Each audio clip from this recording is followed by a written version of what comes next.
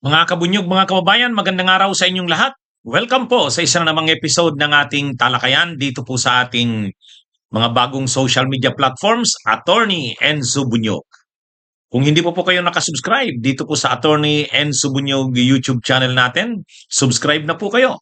Kung hindi po kayo nakafollow dito sa ating Informador Meta or Facebook page, follow na po kayo. Mga kabunyog, ang maganda dito sa social media platforms kong ito, mahaba-haba ang talakayan natin dito at nagko-cover tayo ng ilang mga topics. Tulad ngayon, tatlong topics ang tatalakayan natin. Kaya huwag kayong aalis, tapusin nyo to. Ang una, yung tungkol sa sinabi ni Ombudsman Boying Rimulya na nung panahon ni Duterte wala namang nangyari tungkol diyan sa kaso ni Atong Ang, yang missing sa Bungeros. Pinaglaruan lang daw yan. Pag-usapan natin yan. At ito, ano nga ang advice ni Senador Ping Lacson sa anak ni Loren Ligarda, no? Na si Congressman Leandro Libeste. Yun, pag-usapan din natin. At panghuli, na pag-uusapan natin, ano ba itong isinampang kaso sa Korte Suprema tungkol kay Villanueva? Yan, pag-usapan din natin yan. Ito muna, tungkol muna dito sa sinabi ni Ombudsman Boying Rimulya. Sabi ni Ombudsman Boying Rimulya sa isang talakayan,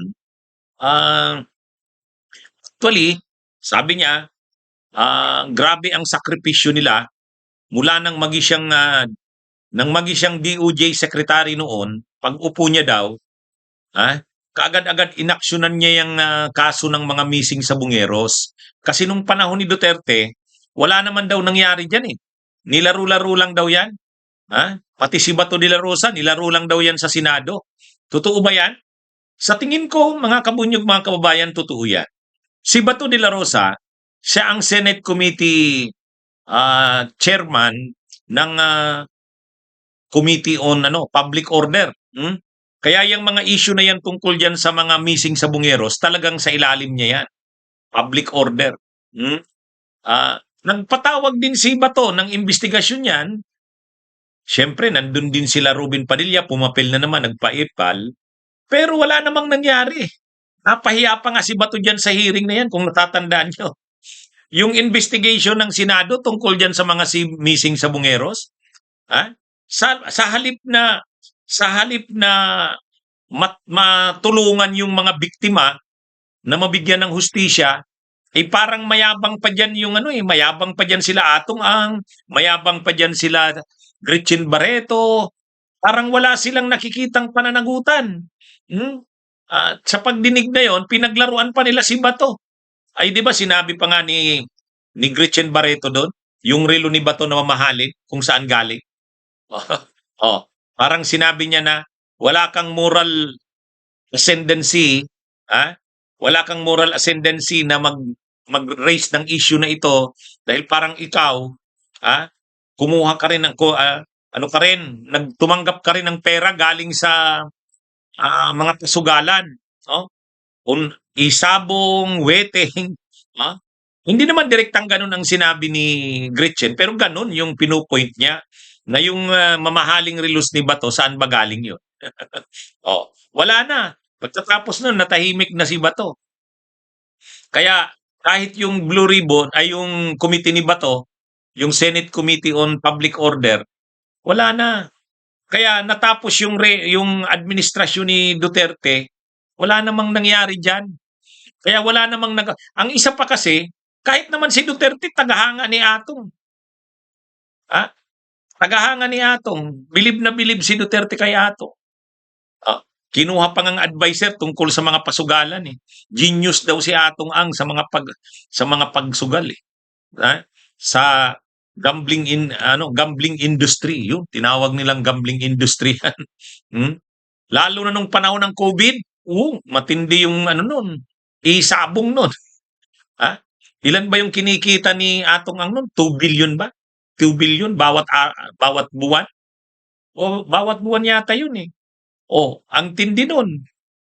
Kaya, ano naman talaga, kumbaga nung panahon ni Duterte na mayagpag yan si Atong Ang. Diyan talagang kasi, panahon ni Duterte, siya, bilib na bilib siya kay Atong, gusto pa ngang gawing consultant sa ano eh, PCSO. Hmm? At saka yung isabong niya, lalo nung panahon ng COVID yan, lumakas ng todo yan. Yung mga online sabong na yan. Ah, kaya ano ito, nung nangyari na yung mga missing sabungeros, walang nangyari sa investigasyon ng Senado. Kaya yun yung sinasabi ni yung sinasabi ni Ombudsman Boying Rimulya na nilaro-laro lang yan ni Bato. Ha? Nilaro-laro lang yung mga investigasyon ng Senado. Wala namang nangyari doon. Oh. Kaya pag upo ng administrasyon ni PBBM ayon kay Boying Rimulya, nang minana nila yung issue na yan ng missing sabungeros, yung ano na yan, talagang tinutukan nila yan. Ha? Umabot daw ng ilan? 43 months? 43 months. Kaya sabi ni Ombudsman Boying, yung kanilang ngayon na nakasuhan na aresto na yung mga akusado, 80 na yata ang naaresto diyan eh. Si Atong Ang na lang ang hindi. Sabi ni Ombudsman Boying, malaking nila yan. Kumbaga pinaghirapan nila talaga yan. Totoo naman. Totoo naman. Kaya nga makikita nyo dyan eh, yung mga pinagmamalaki nila Duterte na ayaw nila ng mga kriminalidad, ayaw nila ng mga illegal. Oh, pero naglaganap yan mga illegal na yan, panahon ni Duterte. Yung mga pagsugal na yan, o kahit nga pogo, panahon ni Duterte. Mga isabong na yan. Oh, kaya nga umabot na rin sa punto na kahit yung pagpatay ng mga sabungeros, parang ang dali na lang eh. Oh, dahil, parang si Duterte, ang administrasyon ni Duterte, naman sa mga pagpatay, parang normal na lang pagpatay ng tao, pumatay ng tao. Oh, at saka, parang protektado sila. At yung mga pulis din, kaya nga marami diyang akusado, mga pulis eh. Kasi yung mga pulis mismo ang mga ginamit ng diyan pagkuha ng mga pagdukot ng mga sabungero, pati pag-torture sa kanila, pagpatay sa kanila, pati pag-dispose sa kanila. Mga pulis. Kaya talaga 'yan. Totoo naman yung sinasabi ni Ombudsman Boying. Pinaghirapan niya rin talaga 'yan nung siyang Secretary of Justice. Kaya nga nung bandang huli, nung wala nang nangyayari, sabi, ano bang nangyari doon? Umalis na sa Justice Department si Ombudsman Boying. Parang walang nangyari, wala pang nakakasuhan, wala pang naaaresto. Pero salamat at sa bandang huli, nasampahan ng mga kaso at naaresto. Yan. So nabigyan na rin ng hustisya. Ang na ngayon, ang susunod ng dapat maaresto na si Atong Ang at magsisimula na ang trial niya. At sana sa mapanagot talaga yung mga may kagagawa ng krimen na yan. Karumal-dumal yung krimen na yan eh. Parang yung pagpatay ng mga tao, no? Parang katulad na lang ng pagpatay ng manok. Kaya grabe. Yung kulturang na-create ng sugal at yung kulturang na-create ng mga patayan, pagpatay. Parang wala nang halaga ang buhay ng tao. Parang manok na nga lang. Kaya tama lang talagang mabigyan ng hustisya yung mga missing sabungeros na yan. At tama rin yung sinasabi ni Ombudsman Boying. Panahon ni Duterte, wala. Na lang yan. Kumbaga, nilaro-laro na nga yan lang talaga nila Bato eh. Sila Boying talaga ang nag-asikaso niyan na mabigyan ng hustisya yung mga biktima ng mga missing sabungeros. O ito mga kabunyog, advice ni Lacson kay Libeste, kay Congressman Leandro Libeste. Ang advice ni Congressman ay ni Senador Ping Lacson simple lang. Congressman Libeste, sabi niya, huwag kang bara-bara, pag-aralan mo ang lahat ng galaw mo. Bawat galaw mo, pag-aralan mo, hindi yung bara-bara lang.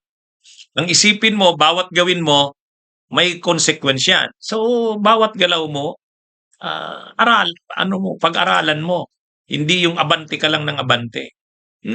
At ang isa pa, iwas ka na ng mga araw-araw na lang araw-araw na lang daw Araw-araw na lang pa-interview sa media. Oh. Ang advice na yan ni Lacson, kasi daw humingi daw ng tulong si Loren Legarda sa kanya. Ay siyempre, kasama niya si Loren Legarda sa mayorya at saka close naman talaga yan sila. Si Loren Legarda, si Lacson, si Soto, yan, magkakasama yan sa Senado. O ngayon, ang ah, ang sinasabi ni Loren ni Lacson, humingi sa kanya ng tulong si Loren Legarda na kung pwede advisean ang kanyang anak. Eh? Advisean ang kanyang anak. Ayun, simple lang ang advice ni Lacson. Huwag bara-bara. Huwag daw bara-bara si Libeste, si Leandro Libeste. At saka, huwag nung araw-araw nasa interview ng media. Hindi, hindi, ang ano kasi diyan yung araw-araw na interview ng media, lumalabas kasi parang gustong manahin ni Leandro Libeste ang pagiging yung pwesto ng ina niya ng nanay niya. Kasi magre-retiro na yan si Loren Legarda sa Senado. Hmm? Parang gusto niyang manahin yung di siyempre kailangan niyang lumikha ng sarili niyang pangalan. Oh. Ligarda siya, pero siyempre yung Ligarda na sa nanay niya. Kailangan niya ring mag-create ng sariling pangalan, yung makikilala na siya. At ito na yon, ito na yung issue na pwede niyang sakyan o ah, gamitin itong anti-corruption. Kaya lang, napapansin nga na parang araw-araw na lang nagpapa-interview. Gusto lagi, media mileage. Napapansin din niya ni Senador Ping Lacson. Kaya inadvisean, huwag ka namang araw-araw na pa-interview. At ang advice din ni Lacson, huwag bara-bara. Ha? Parang, parang hindi pinag-iisipan ng bawat galaw eh. Ang, ang ano kasi ni Senador Ping Lacson, ito nga, sabi ni Senador Ping Lacson, umiyak daw si Libeste, si Leandro Libeste. Pero dininay naman ni Leandro Libeste. Sabi ni Leandro Libeste, hindi ako umiyak. Hindi daw siya umiyak. Pero sino kayang papaniwalaan? Si Lacson o si Libeste? Mukhang si Lacson ang papaniwalaan. Dahil lagi naman talagang umiiyak si Libeste. Ha? Sa interview ilang interview na ko na bang napanood yan? Umiiyak. Iyak ng iyak. Oh? Kaya yung sinabi ni Lacson na umiyak daw sa kanyang nanay, kaya yung nanay humingi na ng tulong sa kanya, ng advice na paano tutulungan yung anak. Kaya sabi ni Lacson, umiyak sa kanyang nanay, kaya yung nanay humingi ng tulong sa akin, si Senadora Loren Legarda daw. Pero, syempre nahihiya itong si Libeste, dinideny niya na umiyak nga siya. Dinideny niya na umiyak siya. Hindi daw siya umiyak. Pero, sa totoo lang, mas papaniwalaan si Lacson kasi iyakin naman talaga.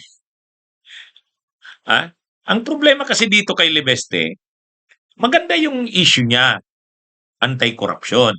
Maganda rin yung niya, pinoproject niya na wala siyang sinasanto, kinakalaban niya yung mga kapwa niya kongresista, basta't corrupt. Maganda yung ganon. Kaya lang, ang problema niya ay hindi niya kinakalaban yung mga Duterte. Mga corrupt din yun. At ang abogado niya pa si Topacio, nasisira yung kredibilidad niya eh. Nasisira yung kredibilidad niya. At napakarami pang issue sa kanya tulad nga itong marami siyang kontratang kinuha sa Department of Energy na magpo-produce ng solar power, ng solar energy. Kuryente galing sa solar. Hindi niya naman nagawa. 2% lang yata ang na-accomplish. Ay ang dami niya ring ang dami niya ring isyung haharapin. At saka nag-congressman ka na, hindi ka na pwedeng dapat umalis ka na doon sa mga korporasyon mo na may mga kontrata sa gobyerno. Hindi naman siya umalis eh. Hindi naman siya umalis. Kaya marami siyang ipapaliwanag kaya iimbestigahan nga din siya mismo eh. Anyway, yan ang problema ni Leandro Libeste. Yan ang problema niya. Tapos ang isa pa tulad niyan, kinasuhan niya si Yusek Castro, Claire Castro. Tapos nung tinanong siya, bakit ako lang kinasuhan mo? Ang source ko ng ng mga sinabi ko ay si ano, ang source ko ng mga ang source ko ng mga sinabi ko ay si Ombudsman Boying Rimulya. Bakit si Ombudsman Boying hindi mo kinasuhan? Ako lang yung kinasuhan mo. Ang sagot ni ang sagot ni ano, ang sagot ni Leandro Lebestre, ano kaibigan daw kasi ng nanay niya. Kaibigan daw kasi ng nanay niya si ano, ano, si Ombudsman Boying Rimulya. Pwede ba 'yun? Dahil kaibigan ng nanay mo, hindi mo kakasuhan? Ha? Selective ka pala. O pag kaibigan ng nanay mo, hindi mo kakasuhan. Kaya marami ring ano to inconsistencies itong si Libes. Kaya mabuti at ina-advise ni ano ah, ni Lacson. Kaya ano ito, ay sana sundin niya yung advice ni Lacson, no? Mga kabunyog ano, mga kababayan. Anyway, dito tayo sa ano, sa kaso ni Villanueva, sinampang kaso sa Korte Suprema. Tungkol ba ito saan? Ha? Ah, ano ito mga kabunyog mga kabayan? Ito yung tungkol pa rin doon sa dinismiss na yung dinismiss ni Martires, ha? Yung binaliktad yung desisyon ni dating Ombudsman Conchita Carpio Morales, ay kasi si Conchita Carpio Morales, dinismiss nga, no?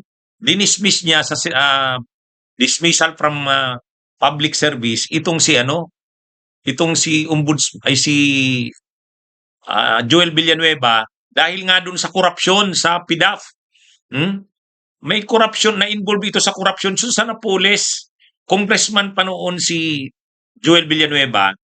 Kaya ang desisyon, ang resolusyon ng ombudsman tanggalin sa public service itong si Joel Villanueva. Kaya lang ang ginawa ni Martires, ni-reverse 'yun, binaliktad 'yun. Hindi na 'yun nalaman ng publiko. Sikreto, hindi niya pinaalam. Oh, ang paliwanag ni Martires, hindi naman daw lahat ng desisyon kailangang ipaalam. Napaka-importanting desisyon 'yun, hindi niya pinaalam sa publiko.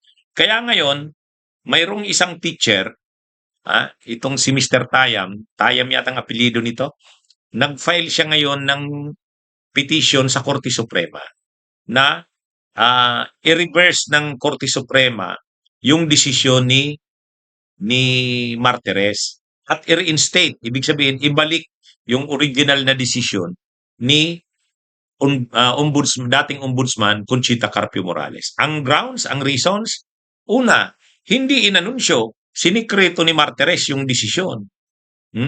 Yun ay kumbaga may public interest diyan sa kaso na yan kasi corruption yan. Bakit niya hindi pinaalam sa publiko? Kumbaga, sinabi dun sa petition sa Korte Suprema na null and void yung desisyon na yun ni Martires. Dapat baliwalain yun.